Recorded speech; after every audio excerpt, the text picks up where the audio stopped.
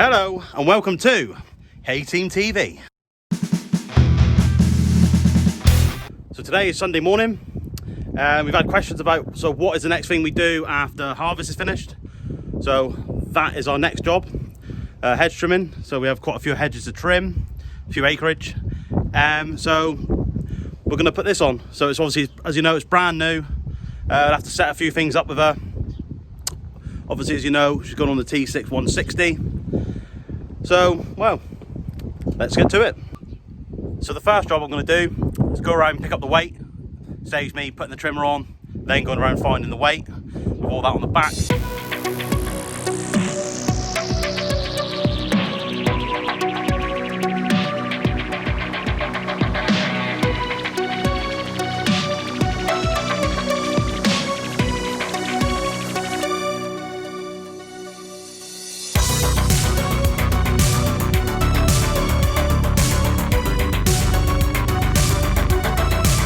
The weight is on, reverse up to the trimmer.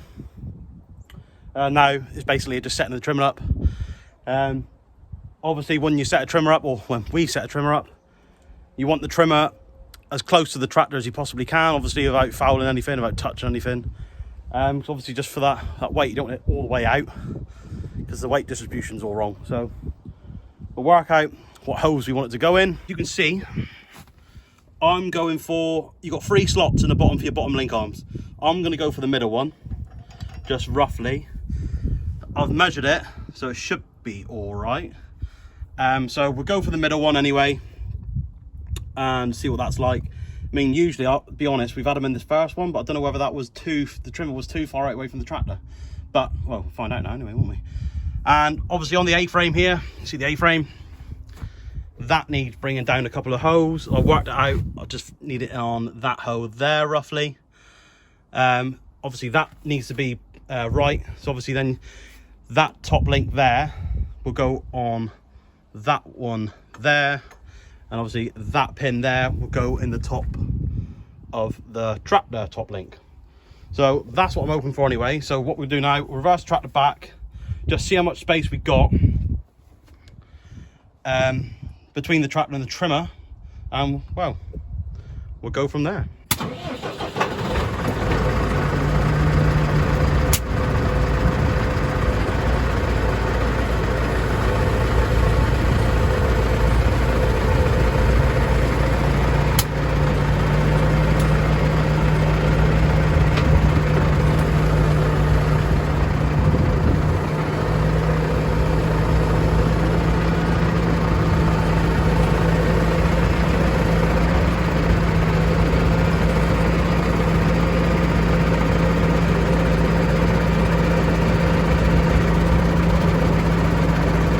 In, we're not on properly.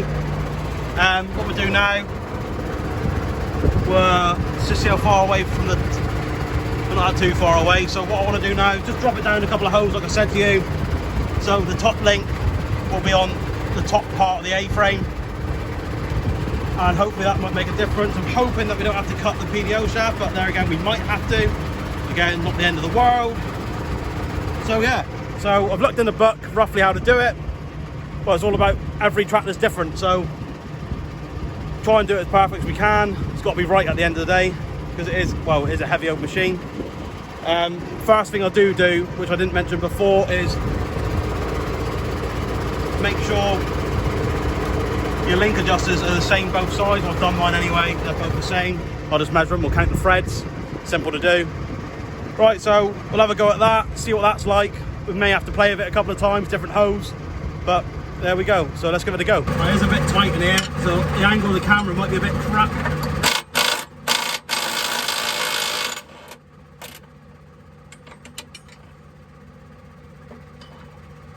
So what we'll do is just move them down a couple of holes.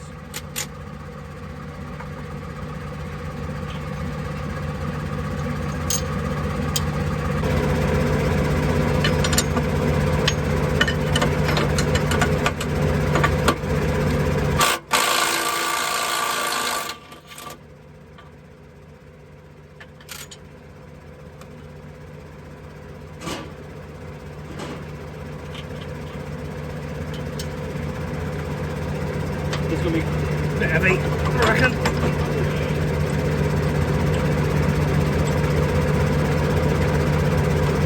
Gun, make it a little bit easier.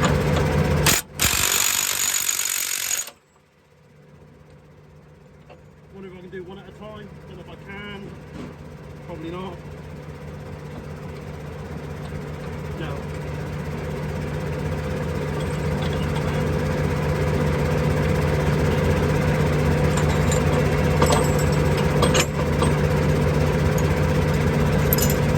I think we'll take the top link out.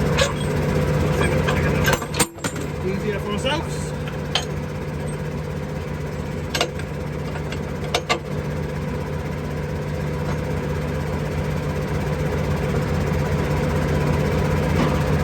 When you haven't got a hammer, use a spanner.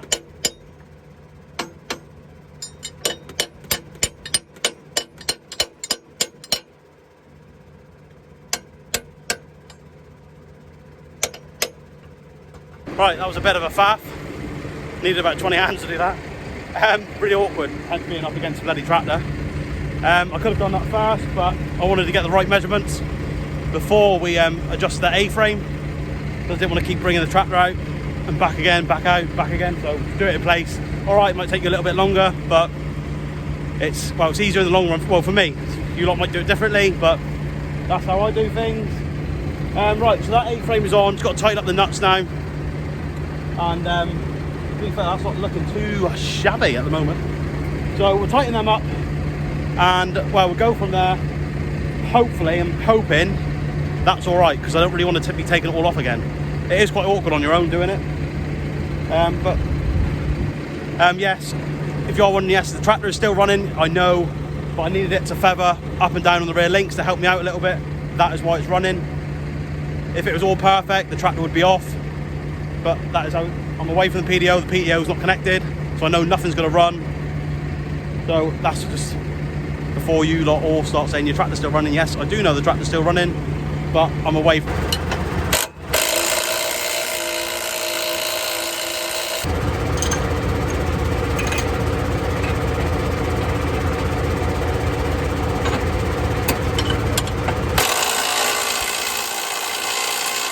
right, so they're both tight, they're all done now. I'm probably, I'll need about 20 hands. Right, that's better. Right, so that needs to go in there like that. So that's looking good at the moment. So what we'll do now, so as you can see, the pin's not in the middle. So what we'll do now, we've just got with the link arms a little bit, see if she'll move. See if that'll make a little bit of a difference.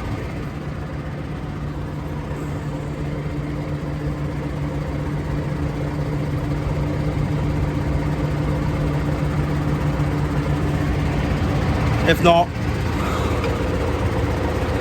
now what I'll do, I'll probably get a jack, just move her to the right slightly, just get her in, and we'll go from there yet again. See, nothing's ever easy, and to be honest with you, every year, I think I said this on a previous video, every year when we put the hedge trimmer on, I always forget the system we do it in. So, every year. But there we go, can't odds it. And plus this one being a new trimmer, this has all got to be right, so once you set it up first time, that's it, it's easy to go on. Right, so let's go get a jack, I think, unless I can just play around with the controls, and well, we'll go from there yet again. Nearly in, so a bit of a screwdriver, a bit of a hammer. We should be good to go. So a bit of brute force and increments with the screwdriver. I think we're in. I'll have to give that a bit of a tappy.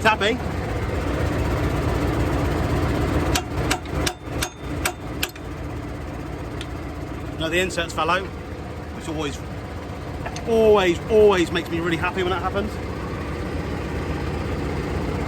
So just see if we can just a tappy again. Oh.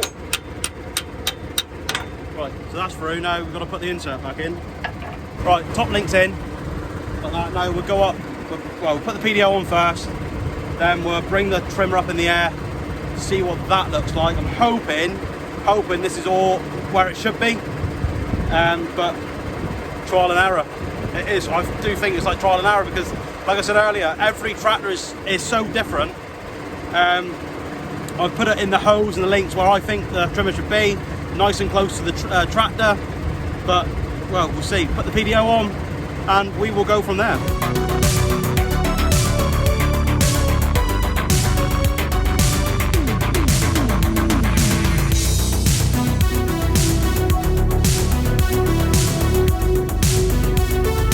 Right, that is all okay, I think.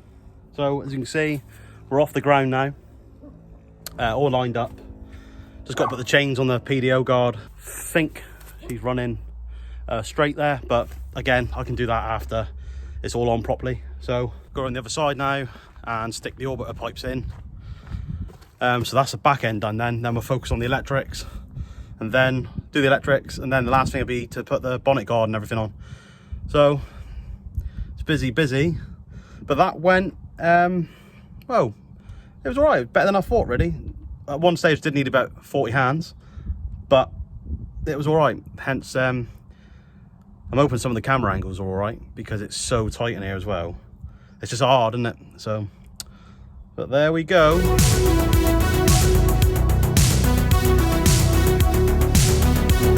Right, so we got our looms. And right, so we'll get all this off. We'll connect joystick up. We'll put that in place. All I'm going to do for that to secure it is with cable ties. That's all. Nothing. That's how we always do it. It doesn't move. It's on the armrest. What's odds? So yes, we get these in place. Make sure it all works properly. And well, fingers crossed it all works properly. Anyway, be a bugger if it don't, wouldn't it? But yeah, no. We'll get this done, and then we'll move on to the guard, which will be the last thing I do anyway. But obviously this is more important, that make sure this is all working as it should do.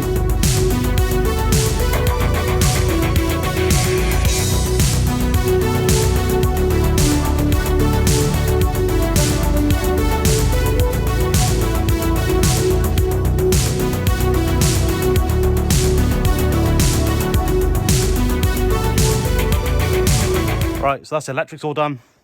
Now we're going to put the guard on, which you can see here. Nothing fancy, literally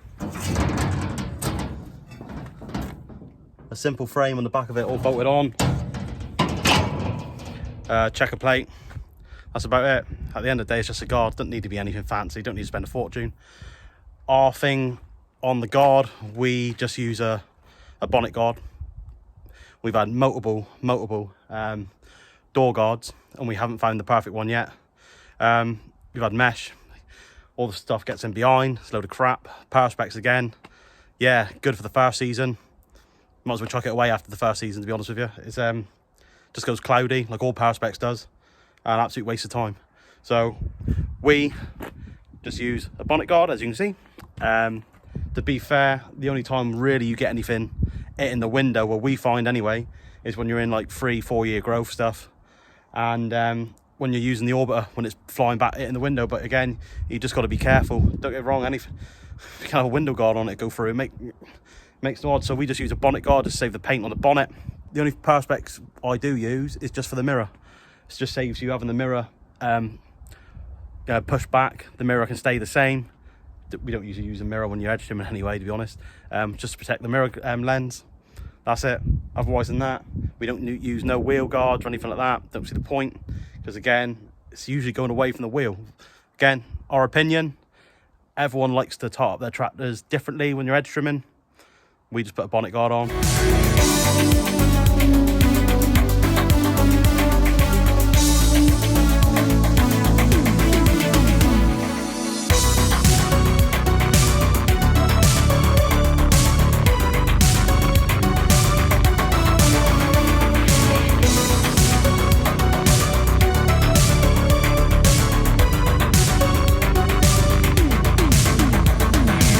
As you can see, just put the guard on. None of it's tight yet. This is all on where it should be.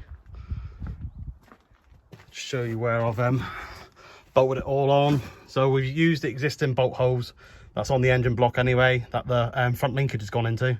So I've just used a threaded bar nut, a locking nut that we use as a spacer. So obviously it don't foul against any of the bonnet guard. Same again there, and in here, same again. I've just used a spacer there up against it. Again, like I've said, this is nothing over extravagant or anything like that. It's simple. All right, it may not look the best, but it saves against anything hitting the bonnet.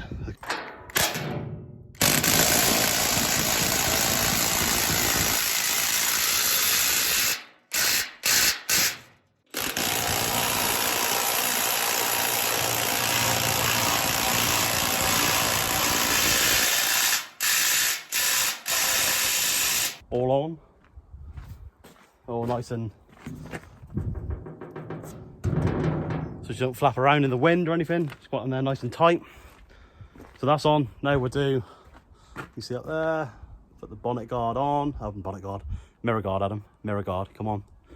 Stick that on, then, well, we are ready to rock. We are ready to go hedge trimming, which must admit I've been looking forward to for the last month or so. So get all this done, then we can go and try out the new baby.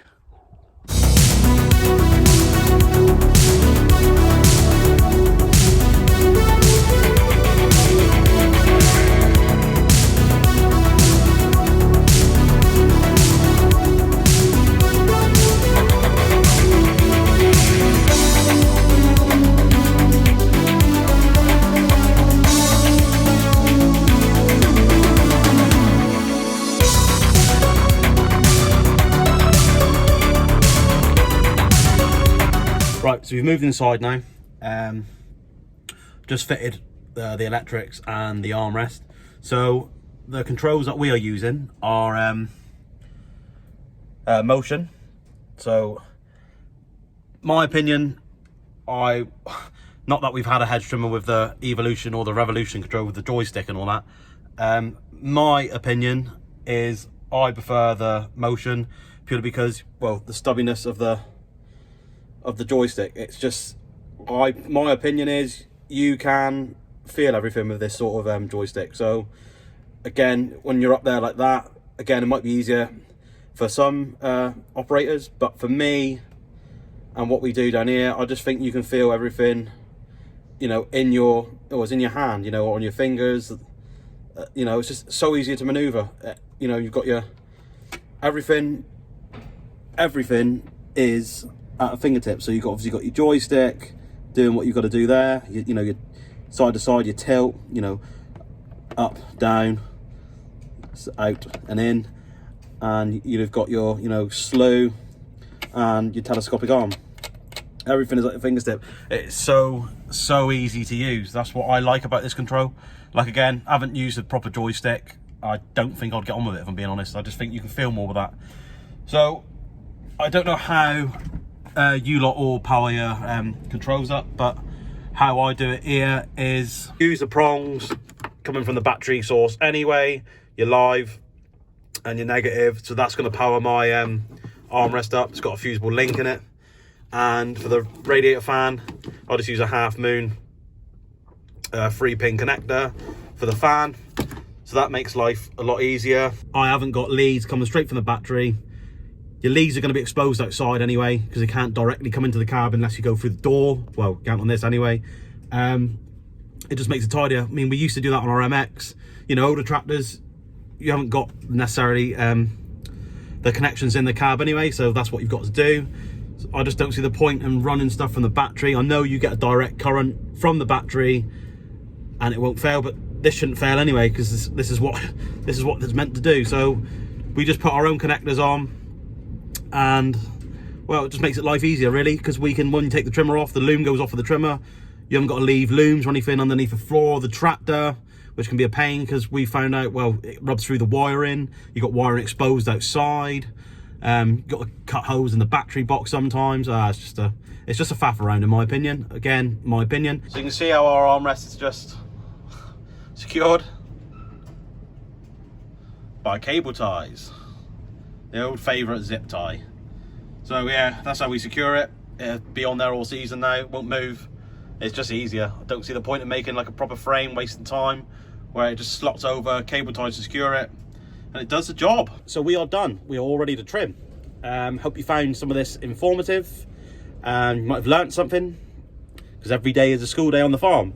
And I hope you enjoyed the video. Like I said, just an insight in how we do things here, how we put the trimmer on, how we put guards on, and all that, well, rubbish really.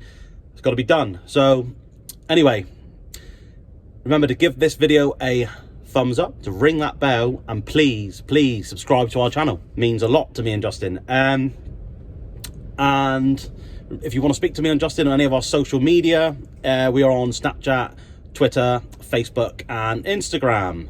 And remember, if you'd like some Thehayteamtv merchandise, because it's fantastic stuff, the link will be in the description below on eBay. Stock will be updated very soon with some different colors. Well, black, but there we go. So we'll let you know when that's all up and running properly. So yeah, so hopefully you did enjoy that video, guys, and I will see you on the next one. So cheers.